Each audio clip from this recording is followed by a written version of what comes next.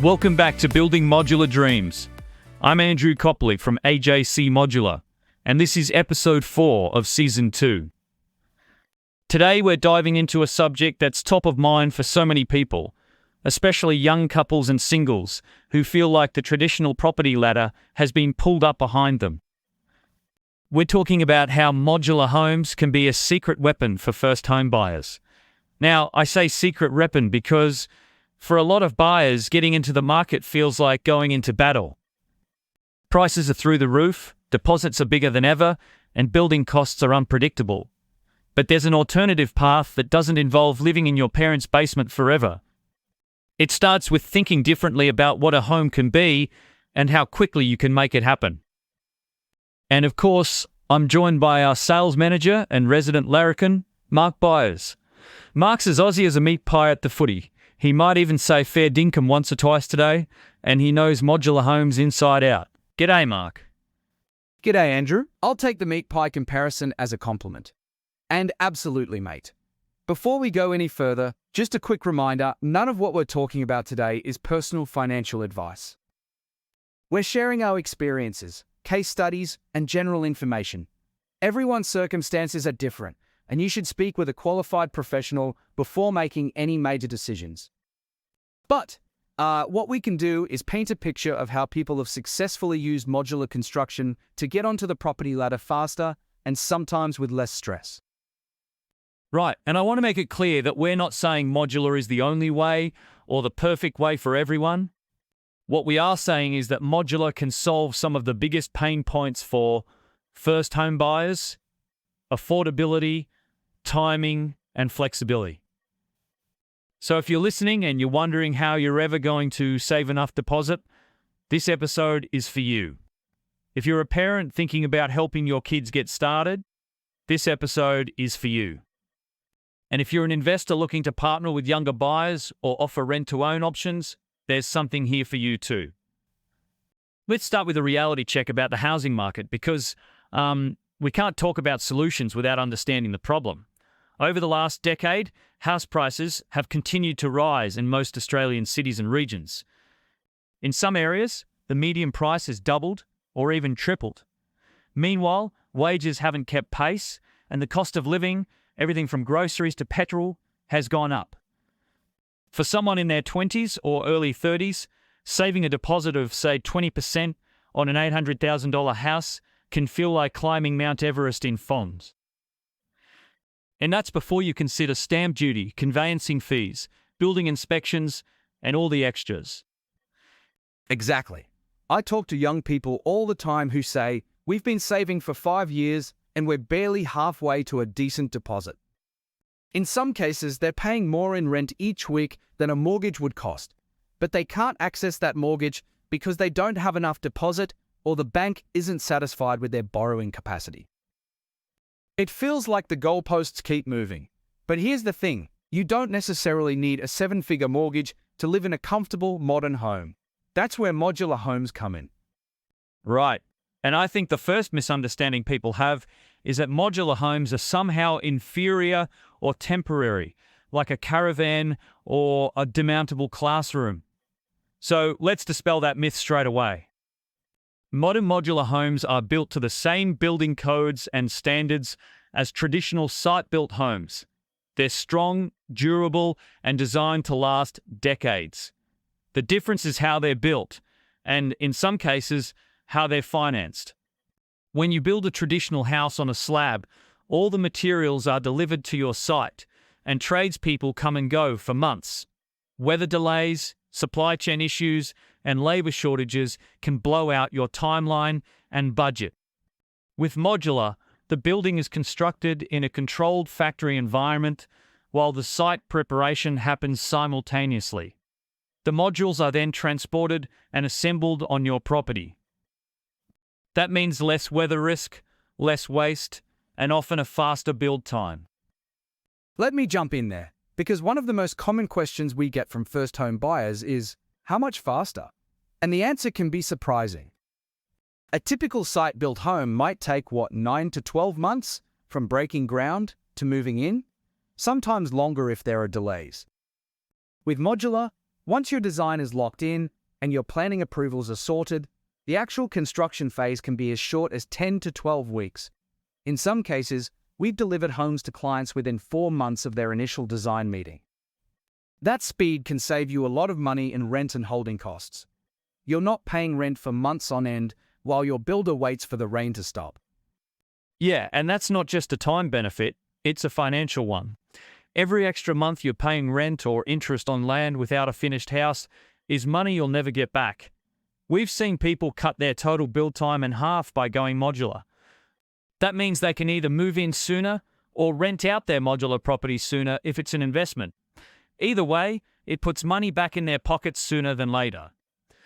Another point to consider is price certainty. When you sign a contract for a modular home, you usually get a fixed price. Because the bulk of the work is done in a factory, there are fewer variables.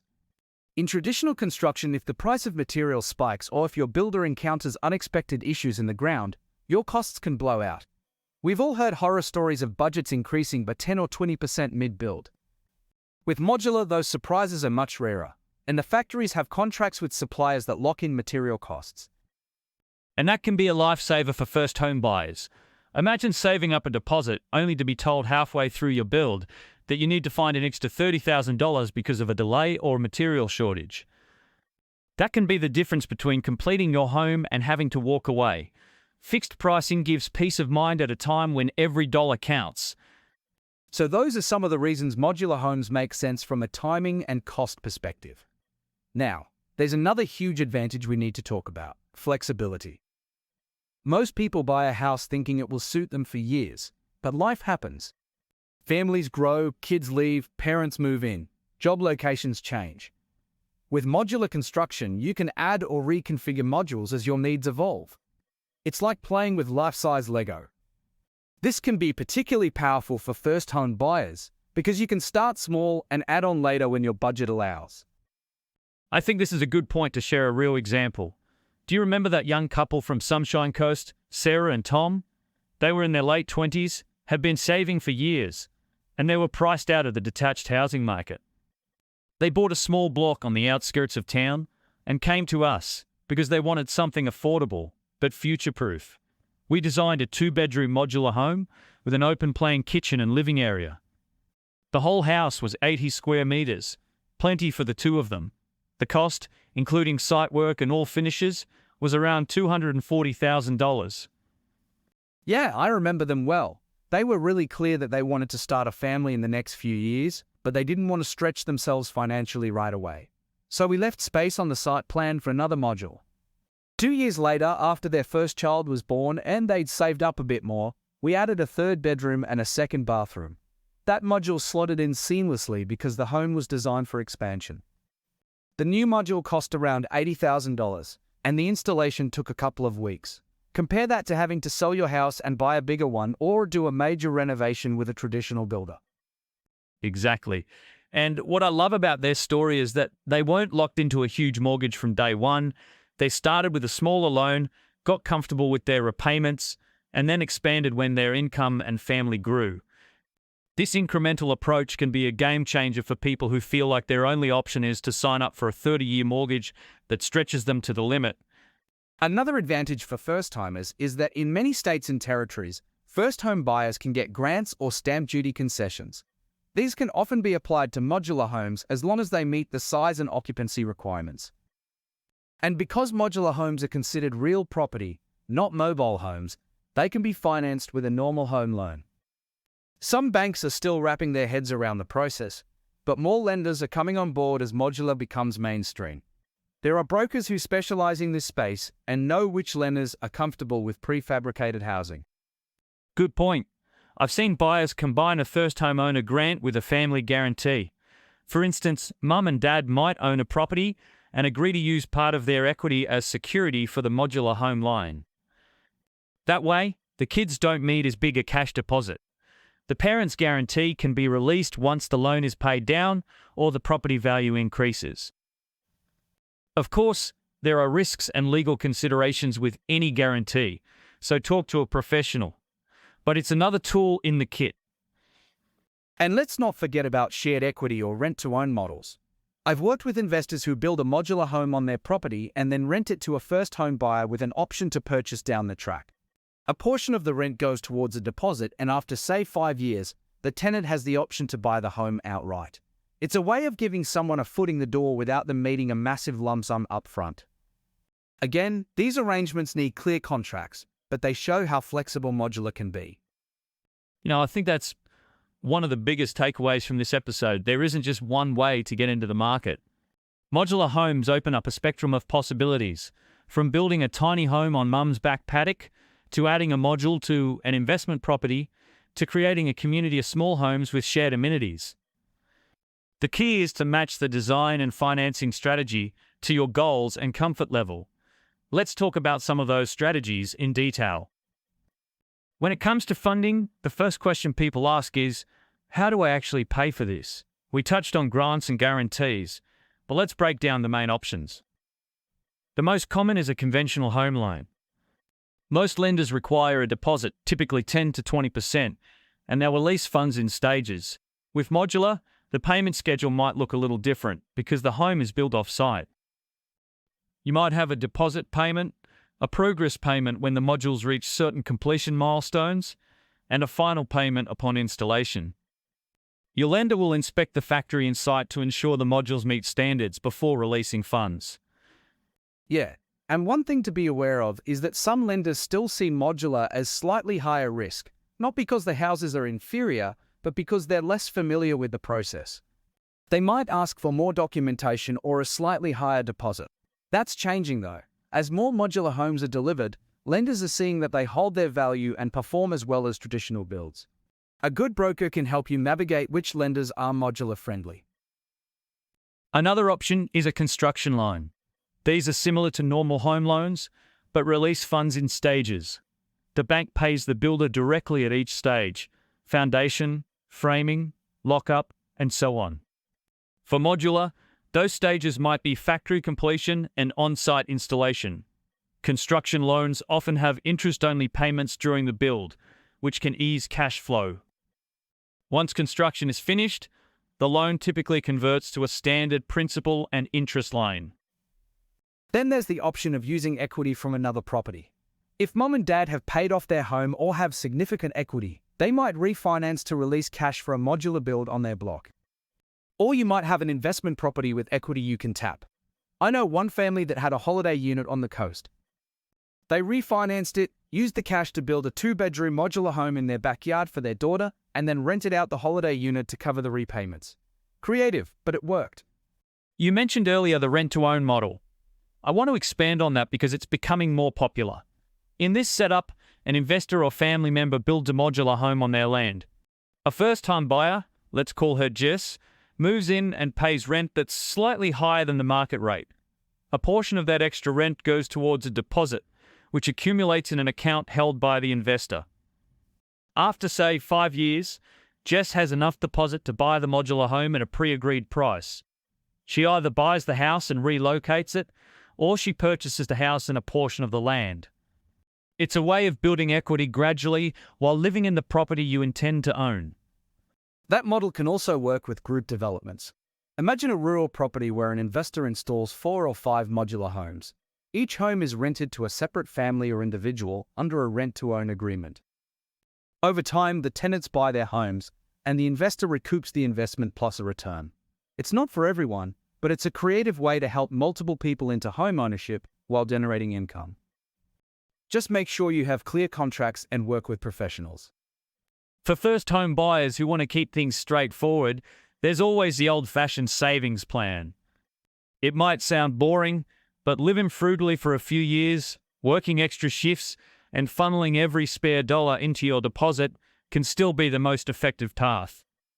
The difference is that, with modular, the total amount you need to save might be lower.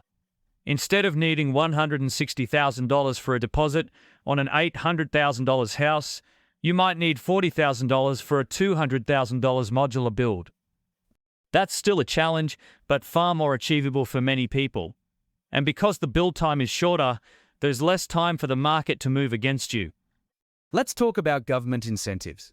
Depending on your state or territory, there may be grants for first home buyers, regional relocation incentives, or programs that waive or reduce stamp duty for properties below a certain threshold. These programs come and go, and the rules change often. For example, some grants only apply to newly built homes, which includes modular. Others have price caps, so your modular home has to be below a certain value. Always check the latest guidelines, and in some cases, you can combine multiple incentives, like a federal grant with a state stamp duty concession. Another emerging trend is the modular plus land package. Some developers are subdividing larger parcels and offering packages where the land and a modular home are sold together. Buyers get the benefit of a fixed price for both land and construction. The developer handles approvals and installation, and the buyer gets a turnkey home. I've seen packages like this in regional areas where land is cheaper. For someone who doesn't want to project manage the entire process, this can be appealing. Those packages often come with community amenities too. Shared gardens, barbecue areas, maybe even a playground. It's like buying into a mini estate, but with modular homes that can be customized inside. I've seen young families make friends quickly in those communities because everyone is moving in around the same time. That sense of community can be a huge bonus, especially if you're moving away from the suburb where you grew up. Speaking of communities, we should touch on tiny home and co-housing communities. They're often built using modular or prefabricated units. In a tiny home village, for example, you might rent or purchase a small plot with a compact modular home. You share common facilities like a community hall, laundry, or gardens. The idea is to keep individual costs down while providing shared spaces that foster social interaction. For some first home buyers, this is an attractive way to get into the market without taking on a huge mortgage. All these options sound exciting, but we'd be doing a disservice if we didn't talk about the potential pitfalls. The first one is approvals. We've mentioned this in previous episodes, but it bears repeating. Planning and building approvals vary by state, by council, and sometimes even by street. In New South Wales, for example, a full development application might be required for a modular home, and that process can take 6 to 9 months. You'll need a private certifier, and the council might treat your modular home like a traditional house. That means you have to satisfy setback requirements, building envelope controls, bushfire attack level ratings, the whole lot. It's doable, but it takes time and money. Victoria, on the other hand, doesn't generally require a planning permit for a modular home if it's within the building envelope and meets setback rules. You still need a building permit, but that can often be obtained within a couple of weeks. South Australia is similar. There's a simple planning permit and then a building permit. Queensland's system is comparable. However, every local council has different interpretations, so it pays to talk to someone who knows the local rules. Get that information up front so you're not blindsided later. Another pitfall is underestimating site costs. The modular home itself might be $200,000, but what about site preparation? You may need earthworks, retaining walls, connections to water, sewerage, power, and internet. If you're in a rural area, you might need a septic system or water tanks. These costs can add up. Always get a detailed estimate from your builder or a civil contractor. And if your site is sloping or has poor soil, factor in additional costs for engineering and foundations. I've also seen first home buyers make the mistake of trying to design their dream home the first time around. They want 4 bedrooms, a media room, a butler's pantry, 3 bathrooms, and a walk-in wardrobe.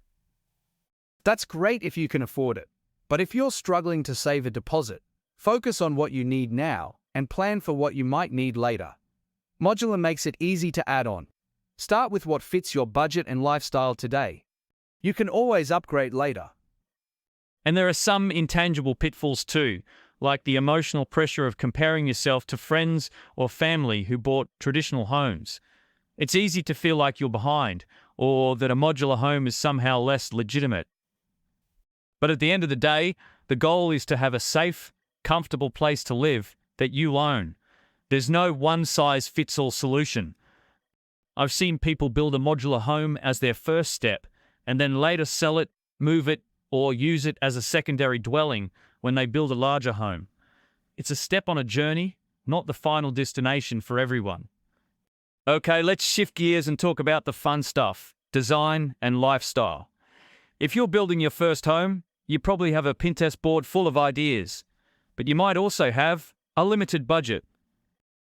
The good news is that modular homes are highly customizable. You can choose the layout, finishes, and fixtures, just like a traditional build. Here are some tips to get the most value without blowing the budget. Number 1. Prioritize natural light. Big windows and sliding doors don't just look good, they make your home feel larger and more welcoming. Orient your living areas to the north or northeast to capture warmth in winter and avoid harsh afternoon sun in summer. Good orientation reduces your heating and cooling costs and improves comfort. Number 2. Think about storage. First homes are often smaller, so clever storage solutions are key. Consider built-in wardrobes that go up to the ceiling, underbed drawers, or a kitchen island with cabinets on both sides. A small utility room for a washing machine and dryer can double as a pantry or living closet. Spend money on storage that will make daily life easier. Number 3. Invest in insulation and energy efficiency from the start. It might be tempting to save a few $1,000s by going with basic insulation or single-glazed windows, but you'll pay more in energy bills over the life of the home. Double-glazed windows, quality insulation, and a well-sealed building envelope make your home more comfortable and cheaper to run. Some states have minimum star ratings you must meet, others offer incentives for high efficiency. Number 4. Plan for multifunction spaces. A spare bedroom can be a home office, a nursery, or a media room depending on how you furnish it. A breakfast bar can double as a workspace. Modular homes lend themselves to open-plan living, but you can still create zones with furniture, sliding screens or half walls, multifunction spaces that you do more with less. Number 5. Don't forget about outdoor living. Even a small backyard can be transformed into an outdoor room, with a deck or a covered patio. It extends your living space and makes entertaining more enjoyable. You can add a veranda module or pergola later if you can't afford it up front.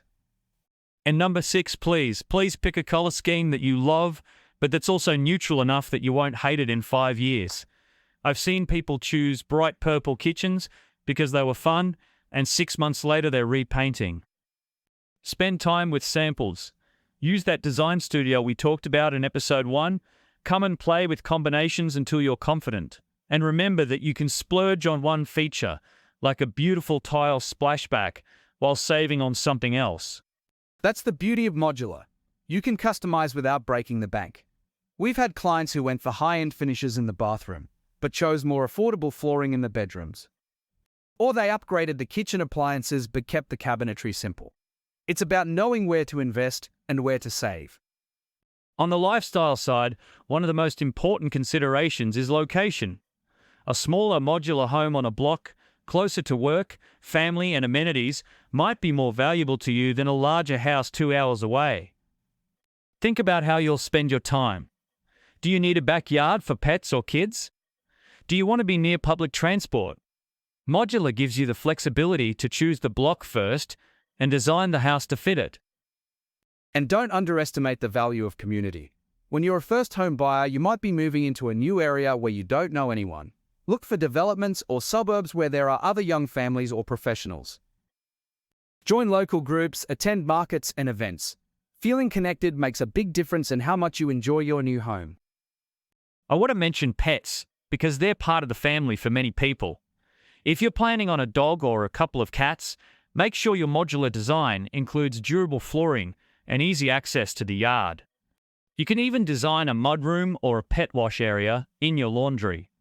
These little touches make life easier and reduce stress. And speaking of stress, let's not forget the build process itself. One of the advantages of modular is that you're dealing with fewer trades and fewer site visits.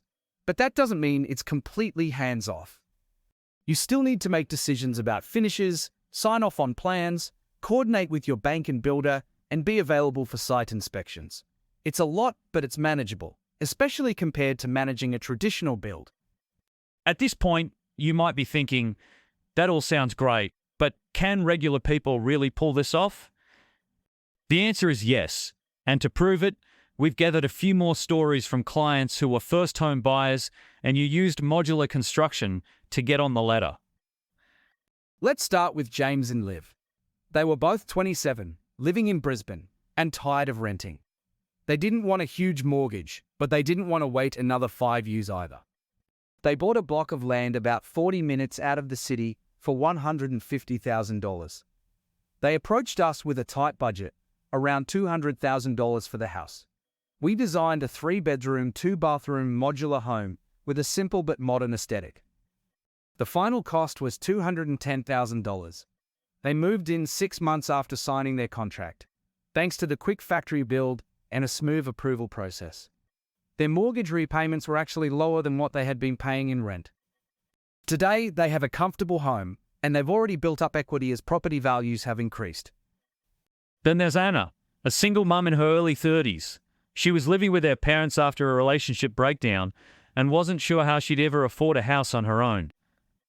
Her parents had a big backyard, so they offered to subdivide a section and help her get a modular home.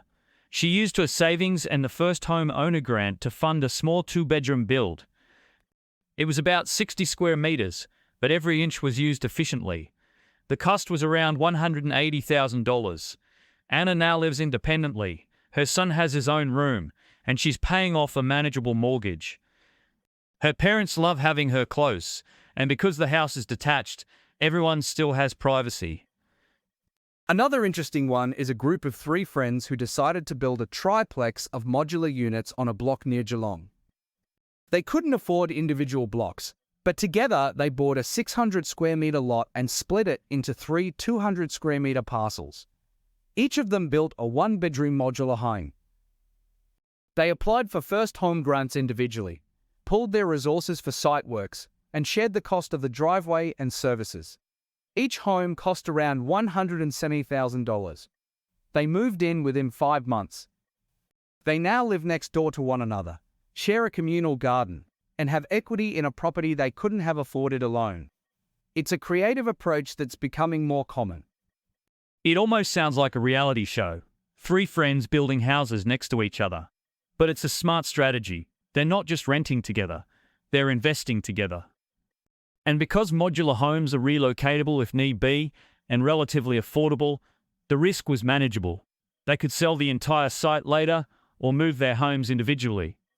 One more story. A couple who built a modular home on a block in a flood-prone area. The site was cheaper than comparable blocks because of the flood risk. They worked with engineers to design an elevated foundation system and built a 2-bedroom modular home about 1.5 meters above ground level. The cost of the foundation was higher than usual, but they still came in under the cost of a traditional build. They also took out flood insurance and installed measures like water-resistant materials and elevated electrics. They got into an area they loved, in a home they could afford, because they were willing to think differently. Alright, as we start to wrap up, let's talk about what a first home buyer should do if they're interested in going modular. Step 1 is research. Listen to this podcast.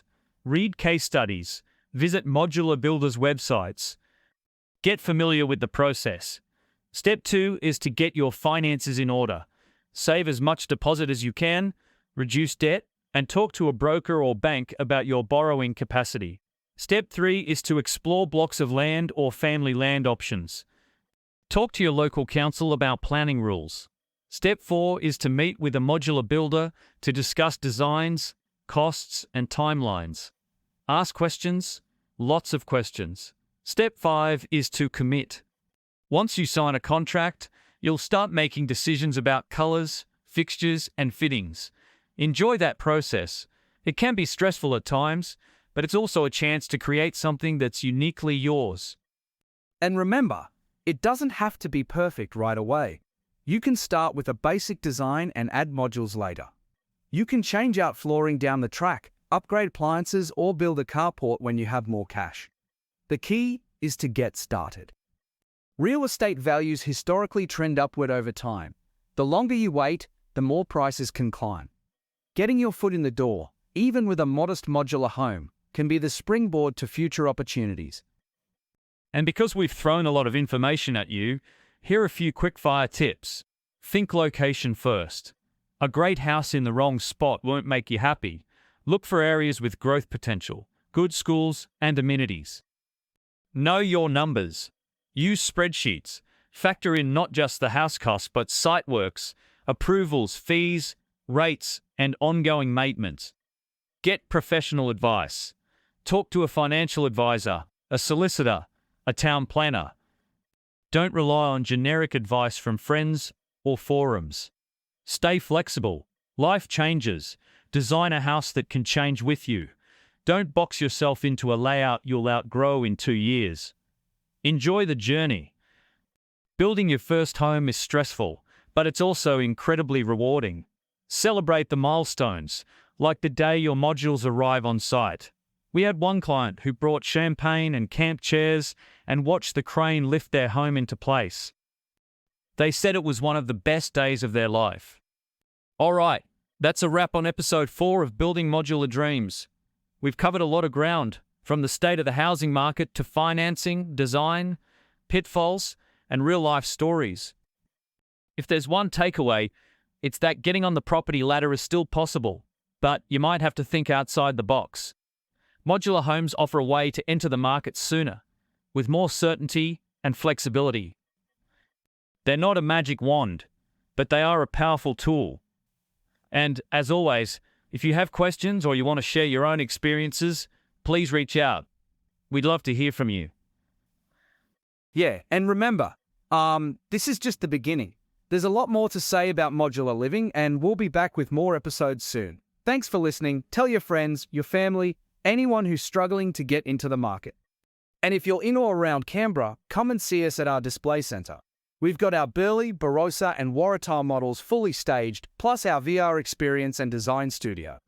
You can walk through the houses, pick your finishes, and get a feel for what's possible. And don't forget, our brand new Brisbane display centre is now open. We'll be national before you know it. Sounds like a plan? Thanks again, everyone. Stay tuned for episode 5, where we'll talk about helping the kids, how to build a secondary dwelling for adult children or elderly parents. Until then, stay safe and keep dreaming.